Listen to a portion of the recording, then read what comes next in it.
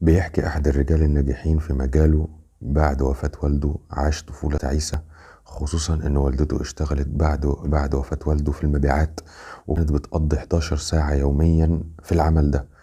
كانت بترجع بعدها البيت تقعد فترة صغيرة وبعدين ترجع تكمل الشغل لغاية الساعة 11 بالليل. فضل على هذا الحال لحد لما تولى إن هو يمثل رواية تمثيلية دفعته إلى إنه يتعلم فن الخطابة. فن الخطابة ده زود عنده مهارة الخطابة والكلام قدام الجمهور، وكان شجعته انه يتكلم قدام الناس بدون خوف. برضه دفعته انه يدخل مجال العمل السياسي ويبقى بارع فيه. ومع مرور السنين تطلب منه هذا المجال ان هو يبقى متعلم القانون، لكن خبرته القليلة خلته يقدم استقالته عن طيب خاطر. ولكن قبل ما يقدم استقالته فكر في والدته انه ازاي هيرجع لها ويقول لها ان هو استقال من عمله.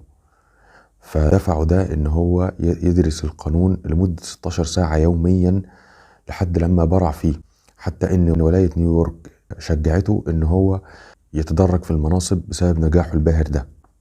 واستطاع ان هو في خلال الفترة دي انه يثبت وجوده، وبقى بارع جدا في القانون، وبقوا بيستعينوا فيه في الدورات السياسية في نيويورك. المثال ده بيقول لنا ايه؟ بيقول لنا ان احنا نقدر نخلي المشاكل اللي بتواجهنا نقدر نتعداها بان احنا نواجهها ونتعامل معاها. مجرد ما انك تبدأ في التنفيذ وتبدأ في انك تتحرك انك تعمل الحاجات دي، هتلاقي الطرق بتتفتح لك وتلاقي افكار بتجيلك ما تعرفش جات لك منين. فاحنا لازم الصعاب في حياتك بتدفعك نحو النجاح لو انت استغلتها صح، ودي الغرض من الموضوع ده كله.